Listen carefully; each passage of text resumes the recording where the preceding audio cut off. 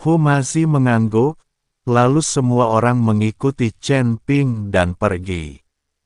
Jika ada lebih banyak orang yang datang dari organisasi misterius itu, Chen Ping tidak tahu apakah dia bisa menghadapinya. Jadi dia memutuskan untuk pergi terlebih dahulu. Tuan Chen, kemana kita akan pergi selanjutnya? Yun Wuya bertanya. Pergi ke Sekte Tianyan. Tempat ini seharusnya hanya berjarak 10.000 mil dari Sekte Tianyan, kan? Kata Chen Ping. Ya, suku barbar kuno ini hanya berjarak 10.000 mil dari Sekte Tianyan. Kita bisa sampai di sana dalam beberapa hari. Yun Wuya mengangguk. Chen Ping memimpin semua orang menuju Sekte Tianyan, tetapi setelah 1 hari, ekspresi Chen Ping sedikit berubah. Aura di depan tidak benar. Chen Ping melihat ke depan dengan waspada. Saya melihat kilat berwarna merah darah di depan saya, terus-menerus membombardir suatu tempat. Yun Wuya hanya melirik sekilas dan berkata cepat, Tuan Chen, itu adalah malapetaka guntur berwarna darah. Seseorang akan menerobos surga ketiga dan pergi ke surga keempat. Ini juga menunjukkan bahwa aku akan berubah dari makhluk abadi yang tersebar menjadi makhluk abadi di bumi dan menjadi makhluk abadi yang sah.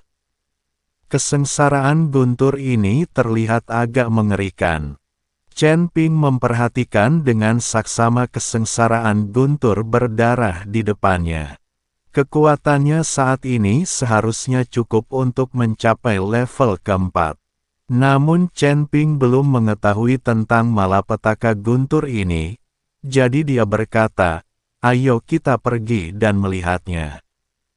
Tuan Chen, malapetaka guntur ini sangat mengerikan. Tidak semua orang yang pergi ke surga keempat dapat berhasil. Jika kita gagal, malapetaka guntur akan mendatangkan malapetaka. Kami takut akan berada dalam bahaya. Yun Wuya mengingatkan Chen Ping. Tidak apa-apa, aku bisa menaklukkan kesengsaraan guntur yang lebih kuat dari ini. Setelah Chen Ping selesai berbicara, dia langsung menuju ke kesengsaraan guntur berdarah. Melihat ini, Hu Mazi dan yang lainnya tidak punya pilihan selain mengikuti. Yun Wuya menggertakkan giginya dan mengikuti juga. Ketika mereka berada 100 mil jauhnya dari malapetaka guntur, mereka dapat merasakan kekuatan dahsyat malapetaka guntur berwarna darah, yang membuat Chen Ping dan yang lainnya sulit untuk bergerak maju. Ledakan, petir berdarah turun dari langit. Tetapi pada saat yang sama, aliran energi tiba-tiba mengalir ke langit dan langsung menghalangi kesengsaraan guntur berdarah. Chen Ping tidak bisa menahan diri untuk tidak terkejut. Dia tidak menyangka akan ada orang sekuat itu di surga ketiga. Melihat lebih dekat, Chen Ping melihat bahwa di bawah guntur, ada seorang pria paruh baya mengenakan jubah biru muda, memegang kuas di tangannya, tampak sangat anggun. Dia menatap guntur di langit, dan matanya penuh dengan semangat juang. Di belakang pria paruh baya itu, banyak biksu papan atas duduk bersila. Aliran aura terpancar dari tubuh orang-orang ini dan terus mengalir ke tubuh pria paruh baya itu. Chen Ping melihat pria paruh baya itu berada di puncak alam keabadian yang tersebar, dan aura yang dipancarkannya sangat kuat, bahkan lebih kuat dari Master Istana Ketujuh.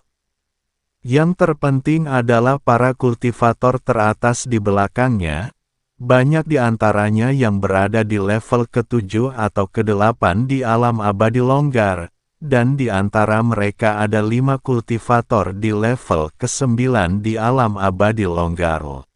Orang-orang ini semua tampak siap mati, dan mereka mempertaruhkan nyawa mereka untuk mentransfer energi dalam tubuh mereka kepada pria paruh baya itu. Apa yang mereka lakukan? Humazi berkata dengan bingung ketika dia melihat ini. Kita perlu menggunakan kekuatan seluruh klan kita untuk mengawal pria paruh baya ini naik ke surga keempat. Kata Yun Wuyal, kekuatan seluruh klan. Mungkinkah pria paruh baya ini sendiri tidak mampu menahan kesengsaraan guntur berwarna darah? Chen Ping berkata dengan rasa ingin tahu. Secara logika, pria itu telah mencapai puncak alam keabadian yang tersebar. Jika dia meningkatkan alamnya, dia akan menjadi makhluk abadi di bumi. Namun, untuk mencapai tingkat keabadian duniawi, seseorang harus mencapai surga keempat. Bagaimanapun, surga ketiga dan surga keempat tidak berada di alam eksistensi yang sama. Ada 36 langit, dan setiap 3 langit merupakan bidang dunia. Kesengsaraan guntur berwarna darah ini tidak hanya bergantung pada alam, tetapi juga pada kekuatan tubuh fisik, dan bahkan lebih pada kekuatan. Asteris hanya ada segelintir kultivator yang bisa naik ke surga keempat. Jadi, beberapa keluarga, agar bisa memiliki seseorang yang abadi di dunia ini dalam keluarga mereka, harus mengerahkan seluruh keluarga. Tapi ini juga berbahaya. Jika kita gagal, seluruh klan akan menderita. Kata Yun Wuya. Setelah mendengar ini, Chen Ping tidak dapat menahan diri untuk tidak menghela nafas. Ini adalah pertaruhan nasib seluruh klan. Ledakan-ledakan, petir berwarna darah kembali menyambar, dan pena di tangan pria paruh baya itu tiba-tiba meledak menjadi cahaya keemasan. Lalu dia mengayunkannya dengan kuat. Aura keemasan terbentuk di udara, tetapi saat bersentuhan dengan guntur berwarna darah, aura itu langsung hancur, dan guntur pun menghantam. Para biksu di belakang pria paruh baya itu semua memiliki ketakutan dan keputusasaan di mata mereka. Mereka tahu bahwa jika mereka gagal, semua orang akan hancur.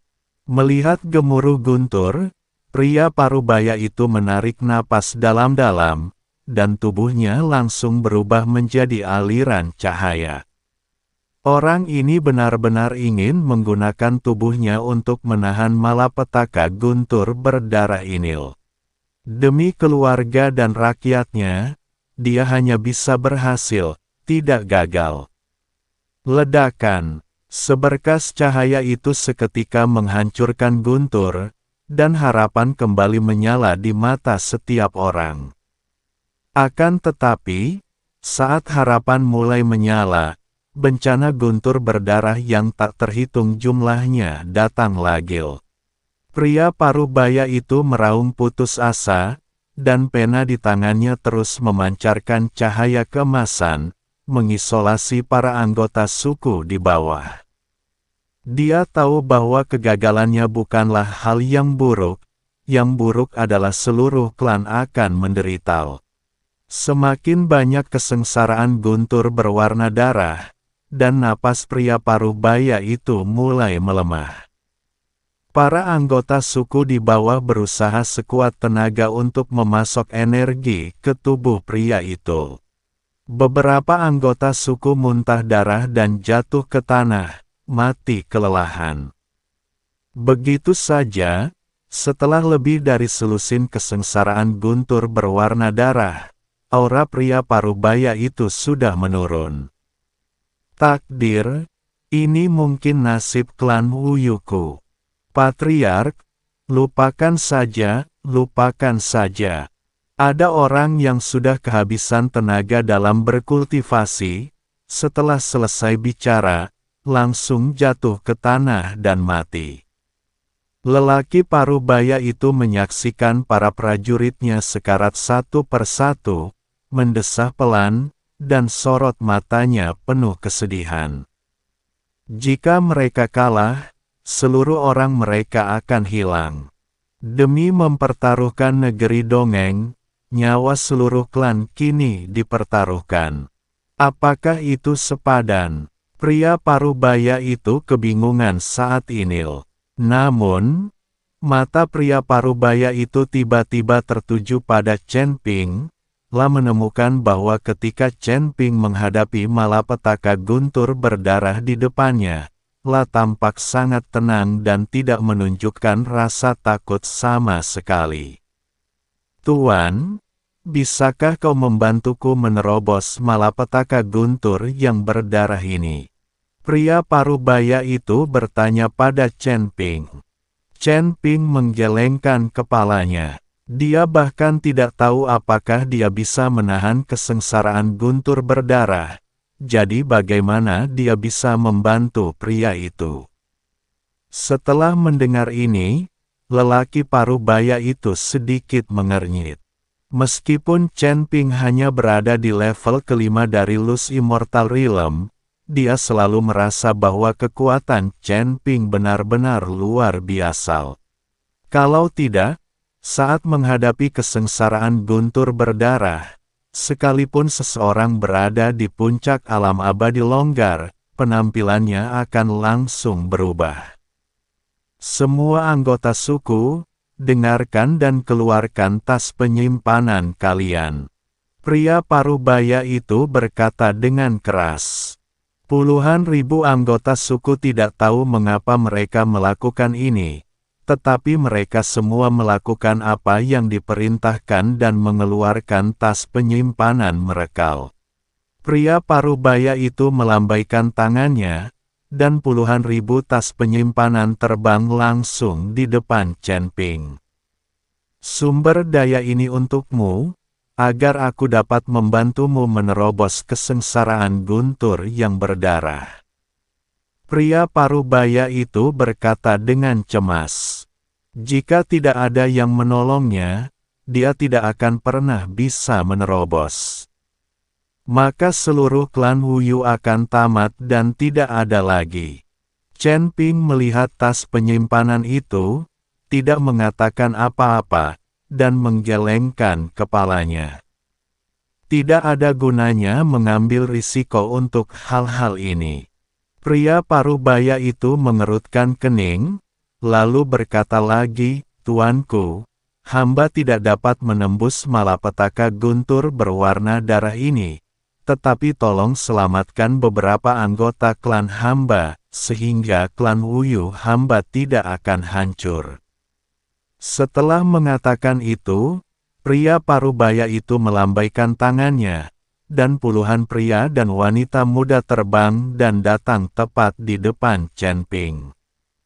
Chen Ping melirik para pemuda dan pemudi yang ketakutan di depannya, lalu bertanya dengan rasa ingin tahu, bagaimana kalian tahu bahwa aku dapat menghalangi guntur berdarah ini dan menyelamatkan rakyat kalian?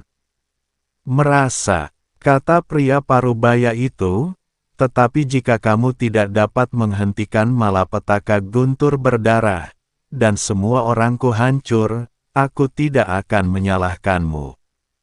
Tas penyimpanan ini masih milikmu. Chen Ping tersenyum, menatap pria parubaya itu dan berkata, semua anggota klanmu telah hancur.